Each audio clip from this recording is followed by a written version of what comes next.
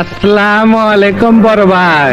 Welcome. আশা করি সবাই ভালো আছেন। আজকে আমরা কথা বলতে চলছি এমন একটা বিষয় নিয়ে যেটা গত কয়েকদিন ধরে বাংলাদেশি গেমিং কমিউনিটিতে ব্যাপক আলোচনা সৃষ্টি করেছে। একদিকে রয়েছে আলেপ গেমিংকে ঘিরে নতুন বিতর্ক, অন্যদিকে লাইভে দেওয়া কিছু বক্তব্যকে কেন্দ্র করে শুরু হয়েছে নতুন তর্ক বিতর্ক।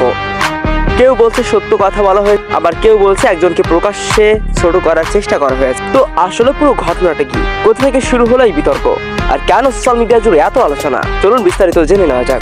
ঠিক আছে। ঘটনা শুরু হয় একটি পোস্টকে কেন্দ্র করে। এই পোস্টে ইঙ্গিত দেওয়া হয়েছিল যে যদি ব্যান পিরিয়ড কমানো না হয় তাহলে একে একে কিছু গোপন তথ্য প্রকাশ করা হবে। পোস্টটি প্রকাশ হওয়ার পরপরই সেটি গেমিং কমিউনিটিতে দ্রুত ছড়িয়ে পড়ে।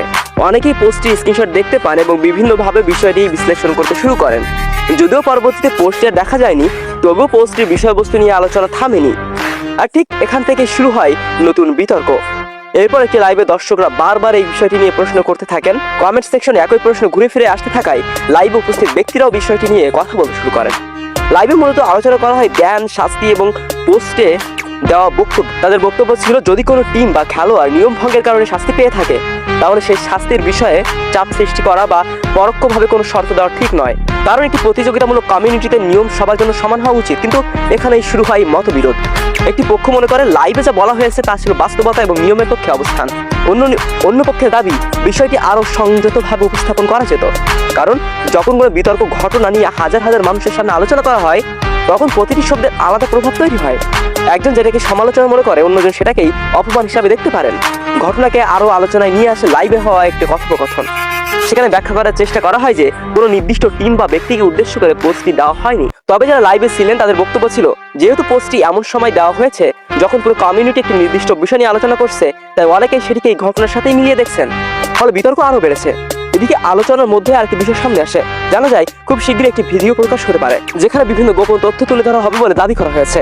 এই ঘটনার পর কমিউনিটিতে অনেক মানুষের আগ্রহ আরও বেড়ে যায়, কারণ এখন সবাই জানতে চায় আসলে কি কোনো নতুন তথ্য সামনে আসবে নাকি বিষয়টি শুধু আলোচনার কেন্দ্রবিন্দুতে থাকার একটি অংশ। তবে পুরো ঘটনার মধ্যে সবচেয়ে বেশি যে প্রশ্নটি ঘুরে ফিরে আসছে সেটা হলো যদি কারো কাছে সত্যিই গুরুত্বপূর্ণ তথ্য থেকে থাকে তাহলে সেই তথ্য প্রকাশ করার বিষয়টি কি কোনো শর্তের উপর নির্ভর করা উচিত, নাকি তথ্য যদি সত্য হয় তাহলে সেটি যে কোনো পরিস্থিতিতে সামনে আনা উচিত। এই প্রশ্নের উত্তর নিয়ে এখন কমিউনিটির মধ্যে বিভিন্ন মতামত দেখা যাচ্ছে।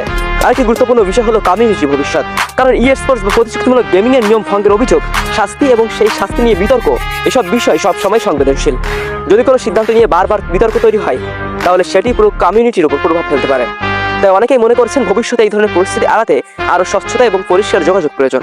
এখন দেখার বিষয় সামনে কি হয়, যে ভিডিওর কথা বলা হচ্ছে সেটা সত্যি প্রকাশ পায় কিনা, প্রকাশ পেলেও সেখানে কি ধরনের তথ্য সামনে আসে, আর সবচেয়ে গুরুত্বপূর্ণ বিষয় হলো এই পুরো বিতর্কের শেষ পর্যন্ত ফলাফল কি দাঁড়ায়। কারণ এখন পর্যন্ত যত আলোচনা হয়েছে তার চেয়ে বেশি গুরুত্বপূর্ণ হবে সামনে কি প্রমাণ এবং কি তথ্য সামনে আসে। তো ভাই, পুরো ঘটনা নিয়ে আপনাদের মতামত কি? আপনাদের মতে এই বিতর্কের পেছনে আসলে কারণ কি? কমেন্টে অবশ্যই জানাবেন। ভিডিওটি ভালো লাগলে লাইক দিয়ে দিবেন, আর নতুন হয়ে থাকলে সাবস্ক্রাইব করে পাশে থাকা বেল আইকনটি অন করে রাখবেন। আজকের মতো এখনই বিদায় নিচ্ছি। আল্লাহ হাফেজ।